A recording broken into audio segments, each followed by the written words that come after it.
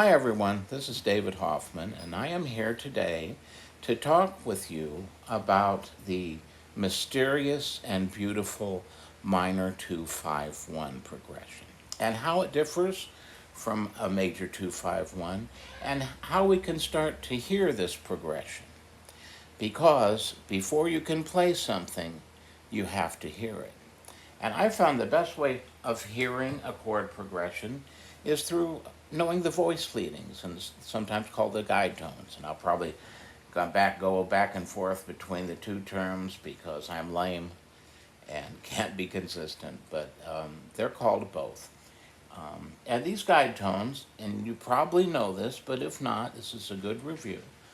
On a 2-5-1 in a major key, your guide tones are going to be your third of your two chords. So if we're doing 2-5-1, the key of C, your two chords D minor, the third is F, and your guide tone starts on the F, stays on that F, and becomes the seventh of the 5 chord.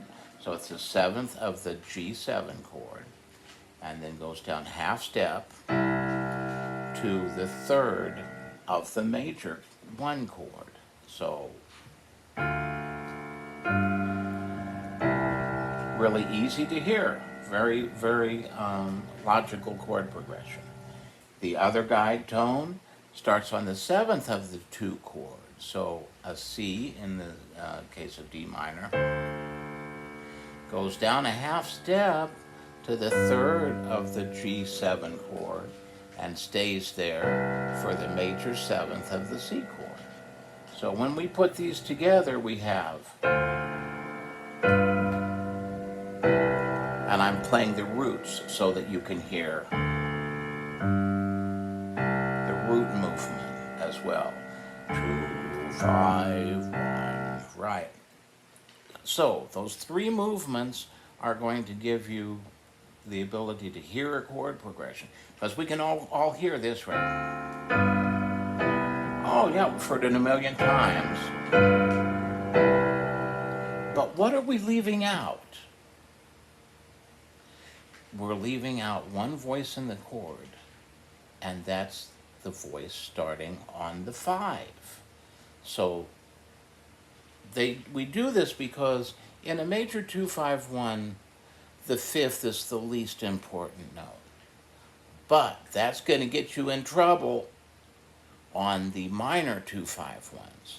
So what we're going to do is also put the movement of the 5th. So starting on a 2 chord, the D minor 7, the 5th is A. We're going to stay on the A to make a 9th, which is a little upper extension of the 7th chord, make it a G9, and then go to the 5. So let's move on, 5-9-5. And you can see it does add, and it's a good thing to know that third guide tone movement. So when we get to a minor 2-5-1, it becomes very important. There's very few changes on the 3rd and the 7th in a minor 2-5-1. It's the same on the 2, it's the same on the 5, and it just changes to a minor 3rd on the 1. In this case, a E flat instead of an E natural.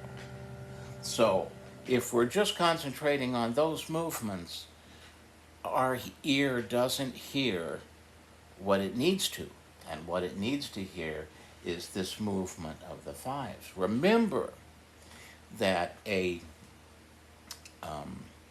2-5-1 in a minor key, the 2 is a minor 7, flat 5. So that 5 comes into play because it's flatted and it gives a certain sound that the major does not give. So we have, there we have the sound of the minor 7 flat 5. Just a little aside, the minor 7 flat 5 also has another name. It's also called half diminished. And the way the notation for half diminished is a circle with a line through it.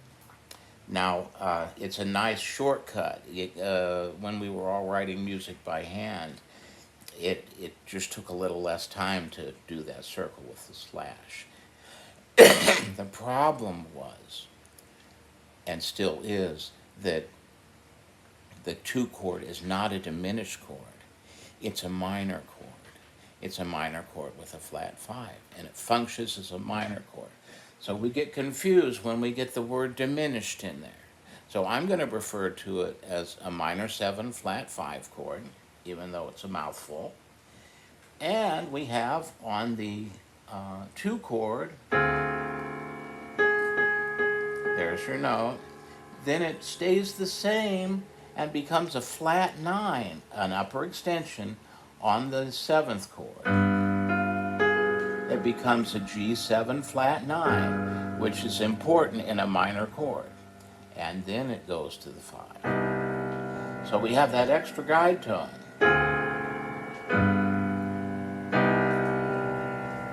That's what gives us our sound of a minor 2-5. So if you practice all 3 guide tones on a minor 2-5-1, that will get you starting to hear it. Remember, if you can't hear it, you can't play it.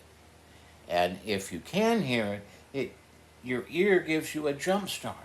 And if you know your instrument well and you can hear something, then playing it is going to be so much easier than starting from scales. We do need scales. That's the next step. We want our lines to be fluid. But if we start out with scales, our ear does not hear the difference between the strong notes and the weak notes. Say in a C major scale, strong notes are the notes of the chords. The weak notes are the notes between the chord notes.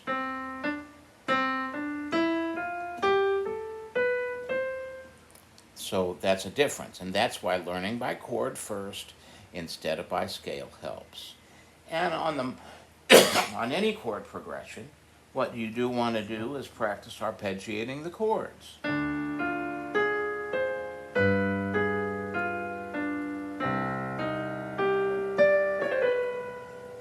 Right? And remember that, well, I guess I haven't even got to it yet. When we're arpeggiating the 7th chord, the G7 flat 9, we're going to leave out the root and instead put the flat 9 in. So arpeggiating the 2 chord, 1, 3, flat 5, 7. You can go to the 3rd, flat 9, 7, 5. Then you go to your 1 chord. And that's Charlie. Charlie likes to be up here with me while I'm playing, and he just played a Charlie chord, which I'm not sure you want to do. But anyway, let me see if I can get Charlie here. Can you see him? I don't know if you can or not.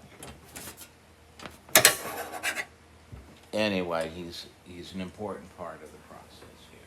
Aren't you, Charlie? Well, that gave us a little break from talking about complex things. Anyway, arpeggiating chords, doing the first 3 notes of a chord. And in this case, it's going to be root, flat 9, sharp 9. So on the 2 chord,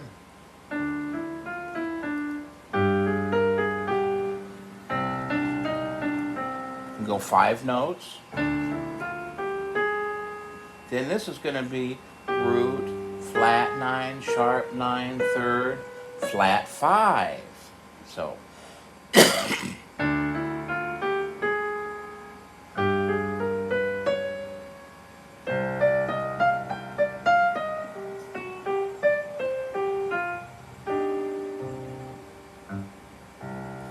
and that should give you some hints. And we're not going to get into scales yet because, first of all, you have to hear the guide tones.